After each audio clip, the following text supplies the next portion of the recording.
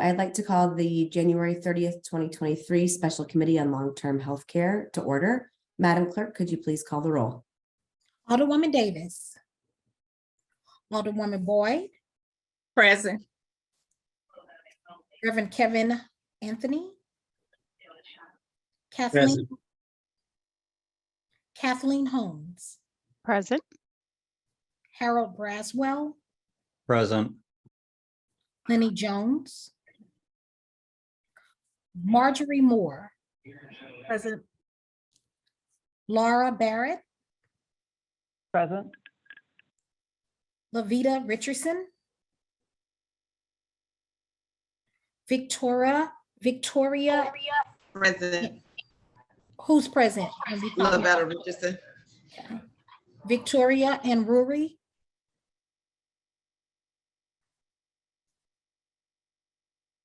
Andrew Lackey. Present. Annalise Stover. Danielle Spradley. Present. Chris, I'm not sure, Baicho. Present. Tasanya Johnson. Jamie Opsel. Present. Cindy Jackson. Present. Ellen Usher. Present. Sharon Gracia. Present. Alderwoman Davis. Lenny Jones. Victoria and Ruri. Annalise Stover. Present. Thank you for calling the roll, Madam Chair. I appreciate it. And thanks again to all of you for your time today. Really quickly, since we have some new members who are joining us for our public meetings, we're just going to do some quick introductions. I'm going to go down the list. If you could just say who you are, the affiliation that you have, and maybe what your area of expertise is or interest is in this special committee on long-term healthcare. Alderwoman Boyd, if you could go first. Thank you, Madam Chair. My name is Pam Boyd. I'm the Alderwoman of, 27th Ward, and I worked in long-term care for over 50 years. And so I started in hospitals and went all the way to, they used to call them nursing homes. Now they call them long-term care facilities. They just got fancy, but it's the same thing. They didn't treat people differently. I put it that way. So I'm very interested in this committee, and I'm glad that Alderwoman Gracia started this so we can have dialogue. Thank you, Alderwoman. Reverend Anthony. Thank you. Good afternoon, everyone. I'm Reverend Kevin D. Anthony, and I serve as a clergy rep for SEIU. I also am interested in making sure that the churches are playing a role in long-term care and nursing care for our seniors, and making sure that our workers are cared for as they continue to provide care for those who can't represent themselves. Thank you. Thank you so much. Kathleen Holmes. Good afternoon. Kathleen Holmes, Vice President of Strategic Initiatives at Missouri Foundation for Health. I'm a former nurse, registered nurse, and I also have family experience with nursing home care. Thank you, Kathleen. Harold Braswell. Hi, I'm Harold Braswell. I'm an associate professor of healthcare ethics at St. Louis University, and I research hospice and long-term care. Great, thank you. Marjorie Moore. I'm Marjorie Moore. I'm the Executive Director of Voice. Our organization does advocacy work on behalf of long-term care residents and other vulnerable adults. Appreciate it. Laura Barrett.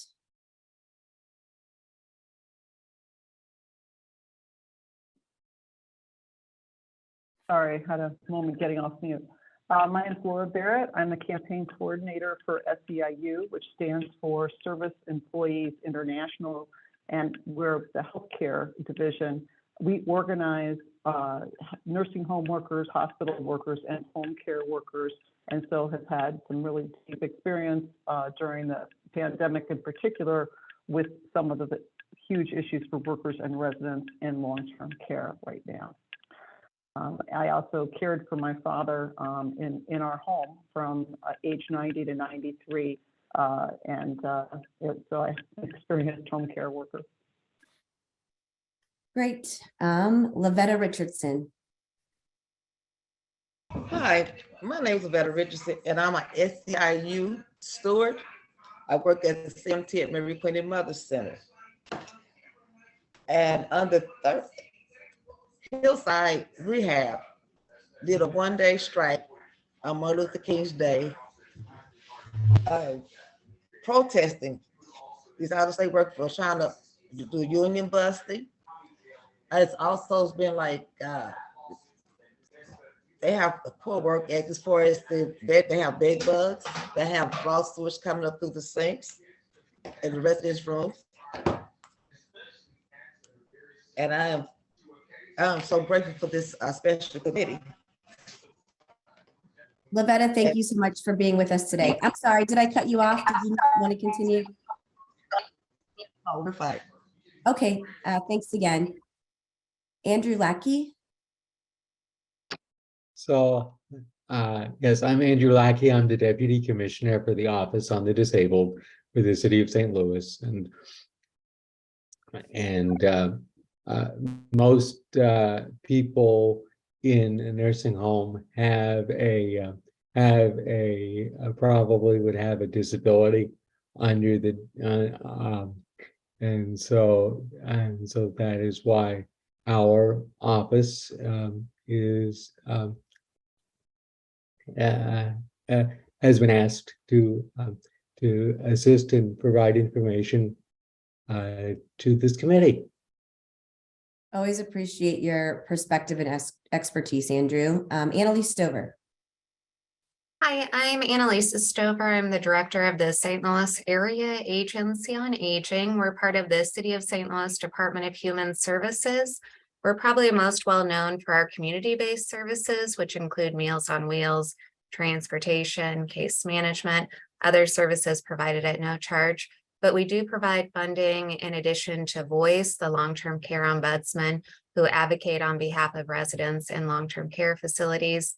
I'll also say, after I got my master's in social work, one reason I decided to stay in St. Louis is because my grandmother was living in a nursing home.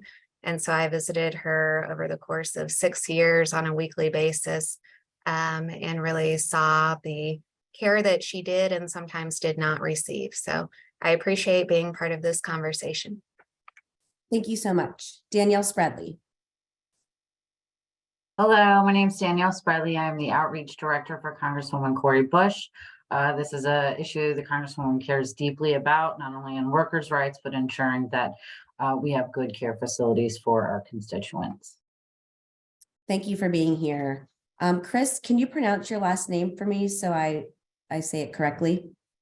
Sure, it's Chris Beckley. All right, Chris, go ahead. Sure, I know it doesn't look anything like it's spelled, but so I'm the CEO at Cardinal Ritter Senior Services. We're a nonprofit provider that falls within Catholic Charities, and I've had both a clinical and administrative background in post-acute care, particularly long-term care, and appreciate being on this committee. I think we all know we can do a better job of providing care to our seniors across the continuum. So thank you for allowing me to be on. Yeah, and thank you for accepting the invitation. I think it's going to be really important to have some provider perspective, especially from an organization that has a good reputation in the community. Jamie Opsel. Hi, I'm Jamie Opsel. I'm the Executive Director for the St. Louis City Senior Fund. In addition to that, I co-chair the Missouri Council on Aging, which is a 2-year advocacy grant from the Missouri Foundation for Health, in which we work with Voice and other organizations to identify issues of importance for older adults in the state of Missouri. And in addition to that, I've just been nominated to serve on the advisory council for the governor's master plan on aging. Great. Thank you so much. Cindy Jackson. Good afternoon, everyone. I am the network administrator for our skilled nursing facilities for SSM Health. So I work on the relationship between all of our ministries in the St. Louis and Southern Illinois region. And then those skilled nursing facilities that we partner with to send patients to. A lot of that just really works around improving transitions and care opportunities, but also just being able to strengthen the work that's already being done in our skilled nursing facilities. Great. Thanks again for being here. I know you were one of those people who got looped in very recently and appreciate you setting aside the time. Pleasure. Sure. Ellen Usher. Hello, I'm Ellen Usher. I have a story, gonna make it short. I am a attorney and professor at St. Louis Community College. I spent the last 9 years caring for my mom. The last 4 years, I took her out of a nursing home because of the experiences my sister had with her in a nursing home. And I am currently working on restarting my practice in elder law and trust and estates. I also have a blog and a podcast called The Instant Caregiver, trying to help caregivers navigate not only the legal system, but also the medical system if they have loved ones in nursing homes. Appreciate you being here. I think most of us, or many of us, including myself, have experience as caregivers for elderly loved ones, and that is really challenging but important work. So looking forward to hearing from you on your expertise. For those of you who are newer to our group, and just for members of the general public who are not familiar, this is a special committee underneath the Health and Human Services Committee, which is a standing committee of the Board of Aldermen. We're obviously discussing long-term health care, basically, the difference between nonprofit and for-profit providers, regulations, discussing demographics, rates of pay, staffing, problems, and solutions. And we will be making recommendations to the Health and Human Services Committee on what we think we can do at the local level to act, and then what we need to be advocating for on the state and federal level as well. And so with that, I'm going to turn the meeting over to Laura Barrett with SEIU to sort of set the stage for why we're here today and some of the issues that have presented themselves, I think especially being exacerbated by the pandemic, which will sort of set the tone for the work we'll be doing over the next couple of months. Thank you very much, Chair Ingracia. We at SEIU we've got about 3,500 members throughout the state of Missouri, mostly in St. Louis and in Kansas City. Most of the nursing homes that we have members in are completely Medicaid funded. So that means that those nursing homes tend to be nursing homes that have all Black residents and then also mostly Black staff. What we've seen as a union is that the history of systemic racism is really impacting long-term care in a really profound and disturbing way. And that is playing out in a variety of ways. First of all, we've got for-profit owners who are treating the nursing home system as basically a real estate game. So they're choosing to buy homes in St. Louis and in Kansas City because they're, a good value, right? And they come with an income stream attached. So they're viewing it as an investment rather than caregiving.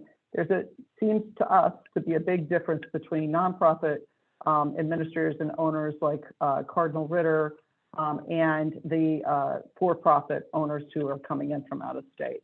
The owners that we've noticed most particularly are two owners from New Jersey who have bought out 3 homes in the St. Louis area: Blue Circle, Hillside, and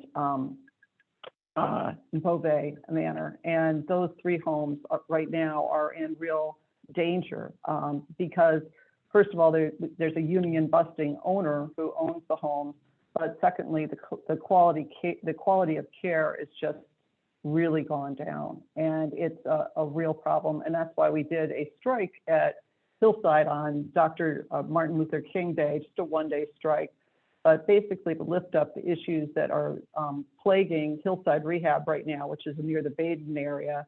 Luckily, we had Alderwoman Middlebrook there, as well as Alderwoman Ingracia and President Megan Green at the event.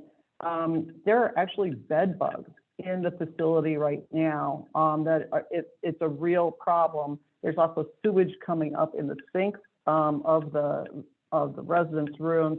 So all sorts of sort of physical problems, but in addition to that, workers are really being intimidated, and residents are just not getting the quality care that they deserve. So that is a real problem.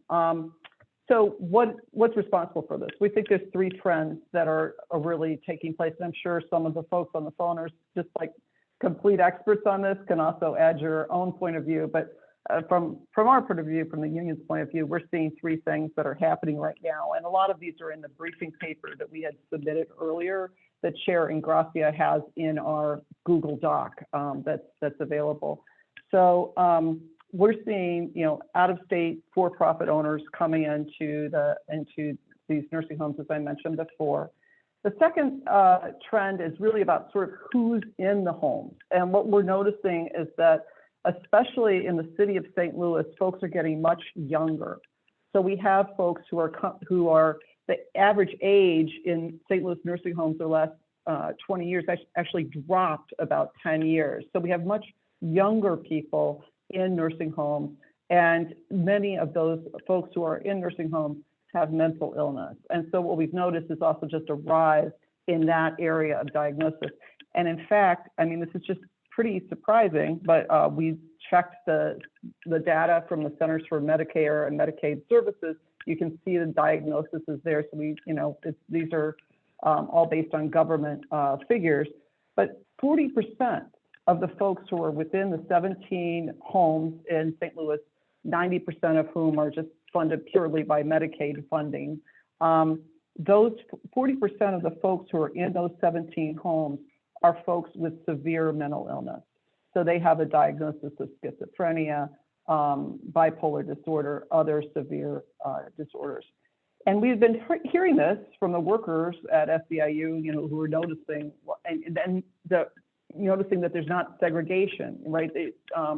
Elderly clients are often rooming with folks who are younger folks with mental illness. There's not the training available that folks need with CPI training, other training that would equip workers to to better manage this population. And so this is a really profound change in the city of St. Louis. It's also true for the state of Missouri, but so the trend lines are similar, as you'll see from the graphs in that paper, but the state of Missouri is just a little bit behind in terms of the trend. So like where the city of St. Louis is going, the state is going as well. So that's a real issue. The last issue, and I'm sure all of you on this call are aware of this, is this just horrible situation with a staffing shortage right now. We believe that is related to both training and pay rates, as well as dignity and respect for workers. This just directly impacts residents who are in these homes. Missouri and Illinois actually have some of the worst rates of staff per resident and sort of care time that's available in the country. So our two states that are right next to each other are in a really bad situation on that. We need desperately to improve staffing in homes. That is, just the number one thing that we can do to improve nursing homes, the nursing home experience for residents and for staff.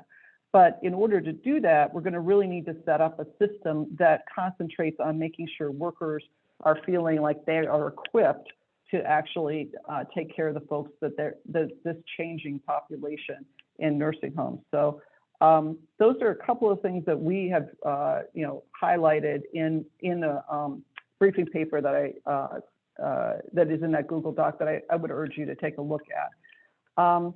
The other piece I wanted to address is just sort of like some ideas on folks who could come before the committee and sort of how we can start to dig into all of this and figure out what some of the issues are.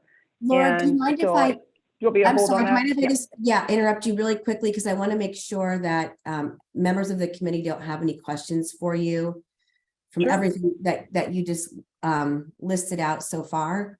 If anybody has questions for Laura, could you raise your hand? Marjorie? Yeah, so Laura, one of the things that's come out recently has been Missouri also has one of the highest rates of residents receiving psychotropic and antipsychotic drugs in the nation. We're number 2 in that one as well. And so, you know, when you're talking about the fact that about 40% of residents have mental health, pretty severe mental health diagnoses, one of the things I'm kind of questioning from kind of reading that data and hearing that is wondering how many of these folks have diagnoses by convenience, because that's one of the trends we're seeing nationally as well, is a lot of folks who are getting diagnosed antipsychotics in order to provide them with these drugs. So I'm kind of wondering about that too, and I don't know if there's a good answer there. I will also say that the DOJ is actually doing an investigation on Missouri for the practice of placing people with severe mental health diagnoses in nursing homes right now as well.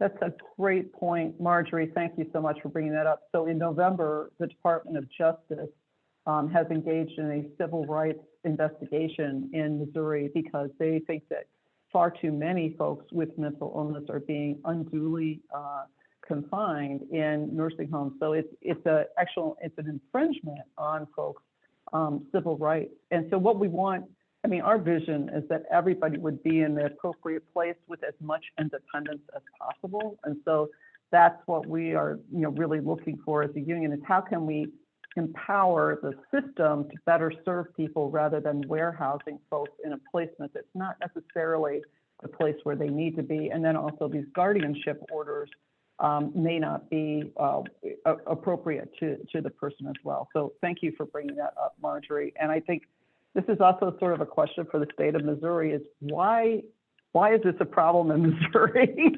why are we seeing this issue here rather than in other states? And so that's I think something we all need to figure out how can we actually get some action on this. And I think Mr. Beckley, you have your hand up as well. Yeah, thanks, Laura. Just curious on some of the data you shared with some of the for-profits coming into the state. Is that just across all for-profits, or is it just those that are represented by the SEIU? Some of the stats that you shared as far as the 40% and with mental illness, and are those just represented facilities, or are those all for-profits? So all the statistics that I mentioned in terms of the age and the diagnoses, et cetera, that's for the state of Missouri. And then we also looked at the city of St. Louis, which is those 17 homes that are mostly Medicaid funded, are almost all Medicaid funded. So what in terms of the owners, yes, there's a lot of chaos actually in the nursing home field right now, where many people have died because of COVID, and so they are not available to fill beds. I hope that didn't sound terrible, but basically there's a real churn right now in terms of the residents. There's also a churn in terms of owners. And when we looked at the statewide statistics on the number of nursing homes that are actually in flux right now, I think it's 20% are looking at getting new owners. So what we're seeing is for-profit owners who are coming in. Now, the good thing that's happening that I just want to lift up real quickly is the Biden administration is actually taking action on this. And that's why I'm so excited to see Danielle with us. Did she drop off? I think she may have dropped. Oh, there she is. Hey, Danielle. So the Biden administration is actually taking action on all of this with a White House initiative on nursing homes. And one of the proposed rules will come out in January. That means they're still going to have comments on it. It's not going to be implemented immediately, but that would actually put in sections that would require disclosure on ownership management and other information on Medicaid skilled nursing facilities. So that could be super helpful. I just got this from our folks at our national office today, and I'm happy to share it with everybody. But it looks like the Biden administration's initiatives that they're taking a look at are actually starting to be, to come online, and that could be super helpful in terms of, But again, there are lots of things we could do as a state and as a city before, while we're waiting for the comment period and all of that. But yeah, I mean, Mr. Beckley, actually most of the statistics that we had were for the state of Missouri, and I'm happy to send you that briefing paper as an attachment if you have any trouble with the Google Doc. Oh, Danielle just put up the briefing statement from the White House that will be helpful in understanding what they're doing. She just threw that into the chat. Thanks, Danielle. Laura, thanks for mentioning the Google Drive. Everybody should have access to the Google Drive. Especially for those who have not been to some of the earlier meetings that we had to prepare for public hearings. Please just drop in the chat or email me and let me know, and I'll make sure that for some reason I didn't overlook you or there's not some sort of technology issue happening, because there is quite a bit of research there already in the list of all of us who are here today. And a lot of, I think, helpful beginning information. You also said something, Laura, that kind of, I don't think we've touched base on yet. I feel like we've got great representation from local and federal officials. Do you think does anybody have any thoughts on whether or not there's a smart fit at the state? Should we have somebody that represents the state here? Because one of the things I think I would like us all to be able to figure out that I don't personally know is what roles do the local, state, and federal governments play? It would be really good for me to know, and for our committee to know what we can act on and make recommendations as far as policy changes or other things the city can be doing, and then what's sort of out of our control and needs to be advocated for through the state and federal government. And Alderwoman Degrassi, the state plays a very large role in this whole process. And I think people are, it's good with the federal, but I just think by the time the federal is watered down, and so the state is the main piece. And I've had to interact with Division of Senior Services on some facilities. And it's ironic, I don't think people realize we have people that are homeless, and people are taking these people in, getting their social security number, taking their checks, and they're kind of like in prison. And so it's a multitude of things. I hear people say about the homeless, but they're misusing the homeless and the mental ill people. They're taking advantage of them. And so it's just about the money for them. So I think that's a good idea to invite somebody from the state to kind of walk us through, especially on the ordinances and guidelines, state regulations, so we can make sure that we can, adjust that to what we're trying to do. Thank you, Alderwoman. Jamie, did you have something to add on that? Yeah, so the governor's, by executive order, announced the new master plan on aging. Missouri will become one of 5 states that has this. And one of the focus areas is long-term care. And so I think having someone not only from the Department of Health and Senior Services, but from the Department of Mental Health be focused on this as well, because what we found through our Aging and Behavioral Health Council here in the city of St. Louis is that those 2 departments really don't talk to one another. So I think it would be helpful to have a representative from both. That's really helpful. Thank you. I'm curious the committee's thoughts on whether or not, because we are getting kind of far into the process in terms of meeting and sort of a last minute invitation at this point for us to join. Do we think there's value? And I guess, first of all, does anyone have contacts to either of those 2 organizations with whom we can connect? And do members of the committee think it makes more sense to have somebody, obviously possibly more than one person just come before the committee to kind of give us information and do a Q&A? Or do we think there's more value in asking individuals to serve on the committee between now and April when we deliver our recommendations? I'm just curious if anyone has thoughts on that. I think they could come to educate people, but in defense of the people at this table, we don't need anybody to educate us. We just need somebody to give us the guidelines and the rules that need to be enforced. And somebody had put in that they have state inspection, but I don't think people understand. They don't have enough inspectors. And so it used to be with nursing homes would be yearly. You knew when your inspection was coming up, but it's not like that now. So maybe we can have somebody, Alderwoman Grassi, to talk about the inspections and, how they follow up and, the guidelines. Because I think that's a lot of things that people aren't aware of. We kind of, people that's on this call to me seem like most of the people here kind of know what should be done. But we just need to know what the state regs are in regards to it. That's just my opinion. I'm not saying I'm speaking for everybody, so I'm just letting y'all know. No, I appreciate that opinion. Does anybody else have any thoughts in that regard? Or contacts at either of the departments that Jamie mentioned?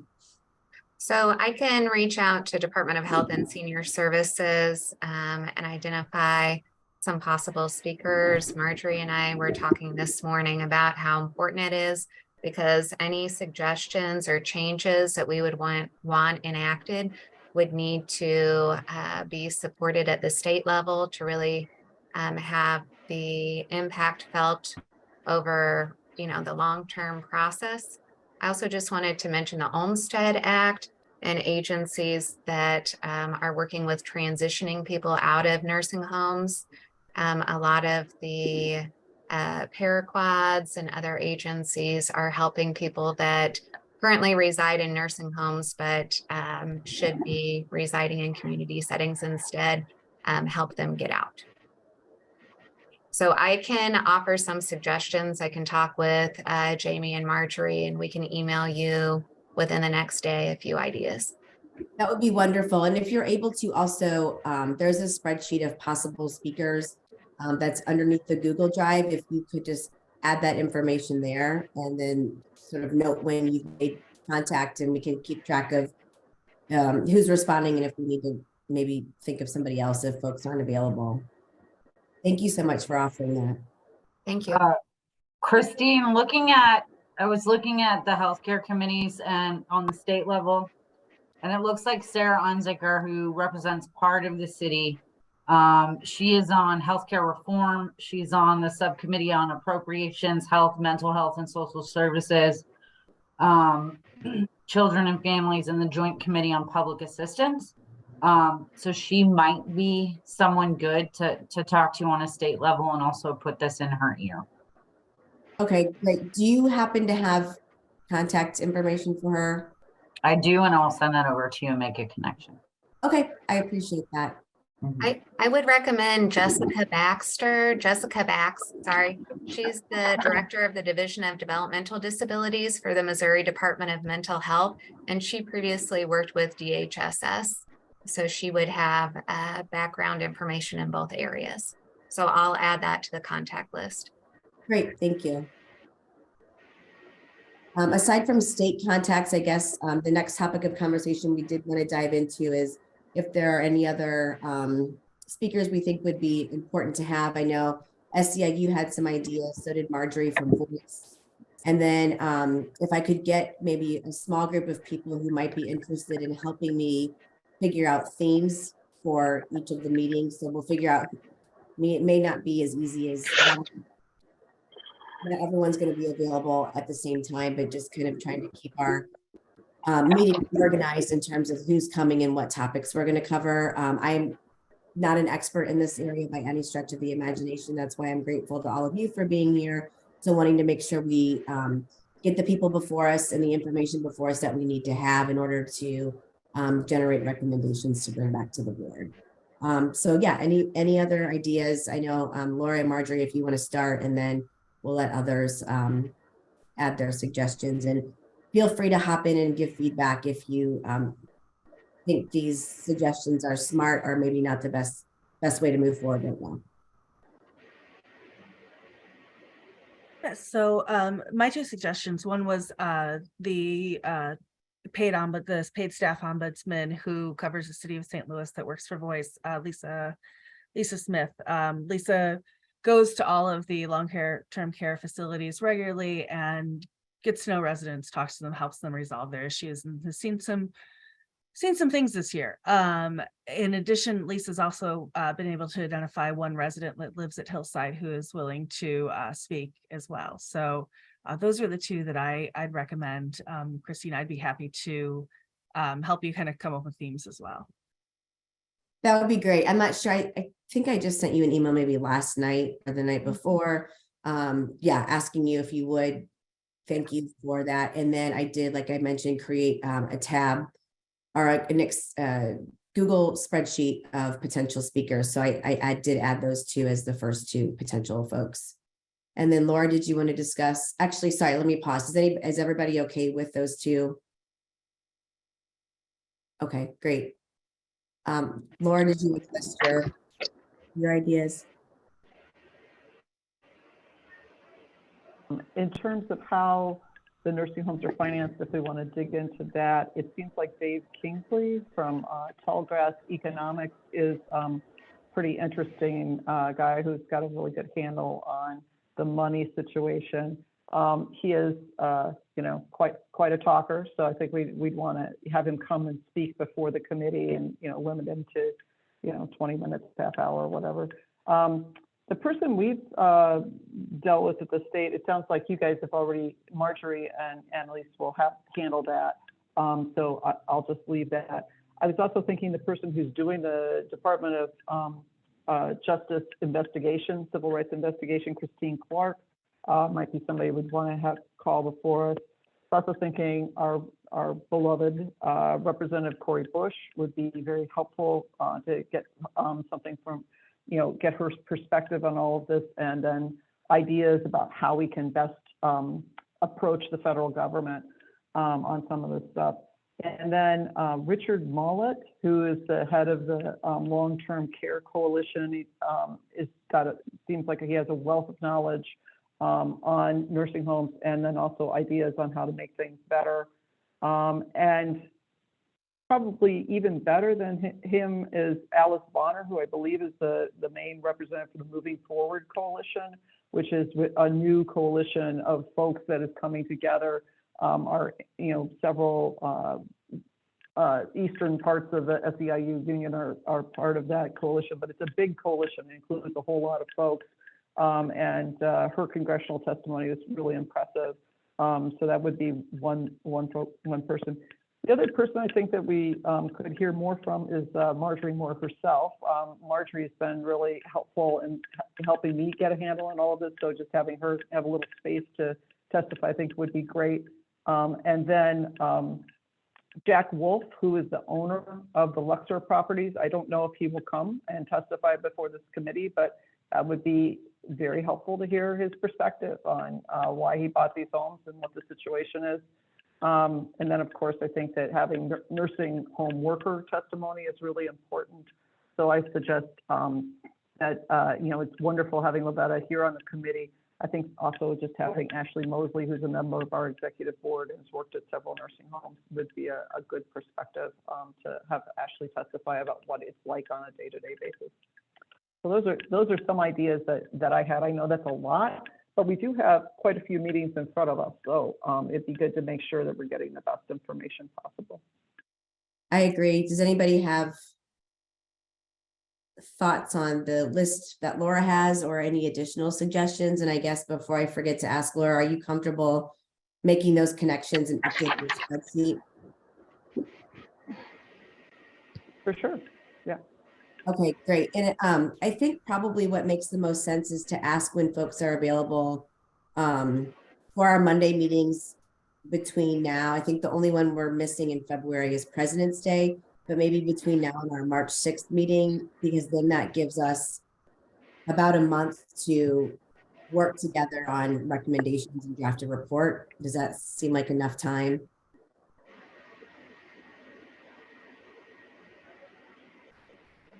Quiet group today. Yes, I'd like to add, going back to the inspections with the nursing homes, I think it's really important to understand the process.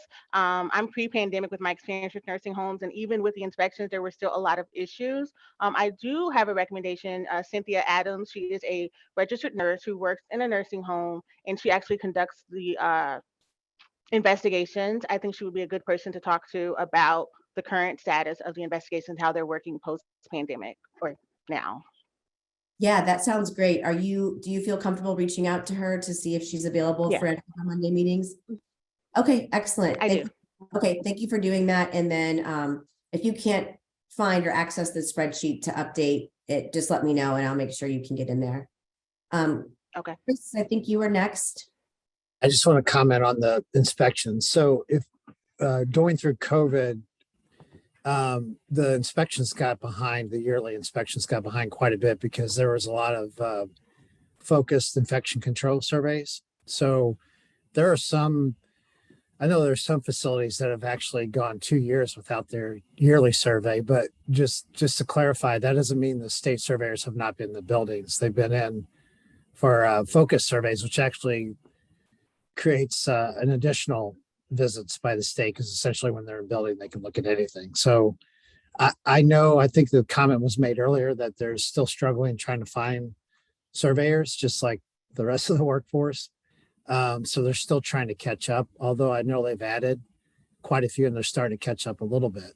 But to clarify, it's not that the surveyors have not been in the building. They've very much been in the building. But it was a lot of focus with COVID and infection control policies and procedures. That's really helpful information to have. Thank you for imparting that wisdom. I just assumed when you said that there are no inspections that no one had actually been there. So that's, yeah. Far from it. Okay. Thank you. Harold? Hi. So I actually just wanted to first follow up. So I think when we had met in December, I had sort of been charged with contacting two people in particular, with the idea of basically trying to figure out, well, a lot of these private equity companies do not live in the city of St. Louis, much less the state of Missouri. And a lot of these issues, as has come up, are federal issues or state issues, but sort of like, are there models? Like, what can we do locally in the face of extremely moneyed out-of-state actors? So I emailed two people. One was Ava Kaufman. I'm going to put in the chat here, and I think this was Lenny's suggestion, actually. Ava Kaufman wrote an article for ProPublica, but it was in the New Yorker afterwards. I'll explain what ProPublica is in a second, but it was about how hospice care, for-profit hospice companies had, some very similar dynamics of enrolling people in hospice who really should not be eligible for hospice. In a way, it's like people who are in a nursing home who really could be living freely in the community, but they get in, it's profitable for them, et cetera. So I asked her if she had any advice about this. And I don't know if this is particularly useful advice, but it's interesting advice and it's thoughtful advice. I mean, what she said, and it's actually made me think of what Alderwoman Boyd was talking about earlier. She said, it seems like some sort of journalism study or academic study outlining this findings, which could be then shared with regulators and discussed and be the first step. At the very least, it would put facilities on notice in some way. So maybe our report could have that function. But I do also think that there's an information gap. I really do think a lot of people don't know about that this is going on, that anything like this is going on in these facilities. And so Ava's with ProPublica, and if we ever wanted to get in touch with them, she's an interesting person. The other person that I emailed was Mark Aaron Unruh. So he's the corresponding author on the study of private equity nursing homes during the COVID-19 pandemic, finding that private equity owned nursing homes did worse during the COVID-19 pandemic. I asked him if he had any information. He had some ideas, but I asked him if he might be interested in coming. Sorry if that was me jumping the gun. He hasn't gotten back to me yet, But if he's free, he is, this is, I think, probably the most pertinent study of what we're talking about. And so he would be a good person nationally.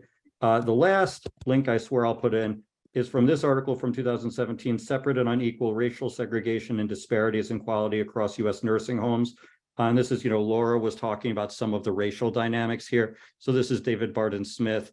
And that, it's a lot goes into the clustering of Black people in Medicaid funded nursing homes. There's a lot of history there. There's a history of housing discrimination there as well, which is something that we may want to touch on. I think we should touch on in terms of our findings and things like that. And so having David Barton Smith, who's a national expert on this, could be someone as well who would be very useful.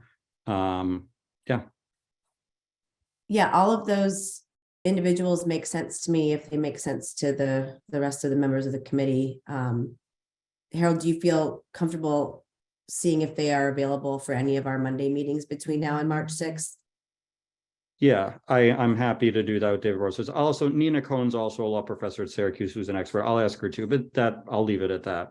No, that's great. If you could just keep the potential speakers list spreadsheet updated, that way we can easily track who's doing what. I would appreciate it. Awesome. Thank you so much. We are getting close Could I ask one question? We're focusing on nursing homes only, or are we focusing on residential and nursing homes?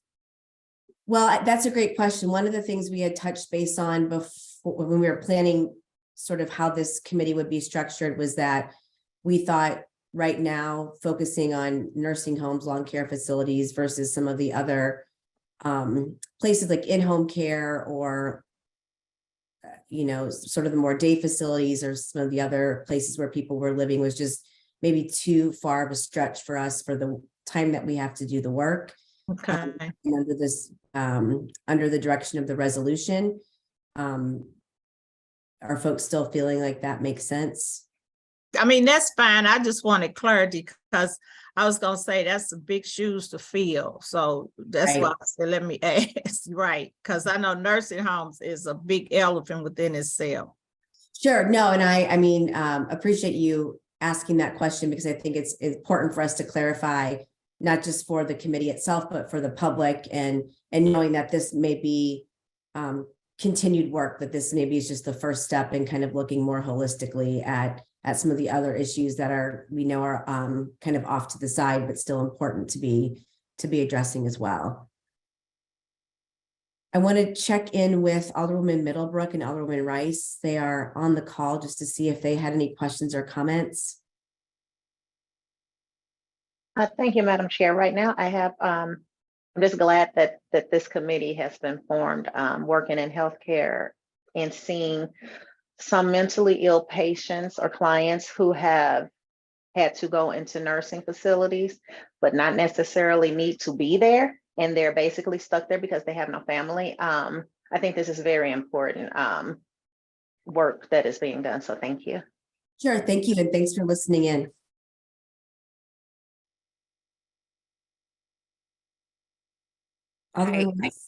Yeah, sorry. Thank you. Thank you so much, all of you, for the work that you're doing and for joining in on this committee as well. I don't have any particular questions, but I'm absolutely following along. This is really important work. And I think gathering you all in one room is a really great place to start. So thank you so much. All right. I think a lot of us have homework assignments. And so we'll get working on setting up some speakers to come before us. And I think ideally maybe they would speak for about 10 minutes or so and then do a Q&A with the committee. Does anybody have anything to add, any comments or questions before we recess until next week? All right, you are all taking it very easy on me today. I appreciate it. Happy Monday. See you all next week. And if you need anything between now and then, don't hesitate to reach out. We will adjourn the meeting. Thanks.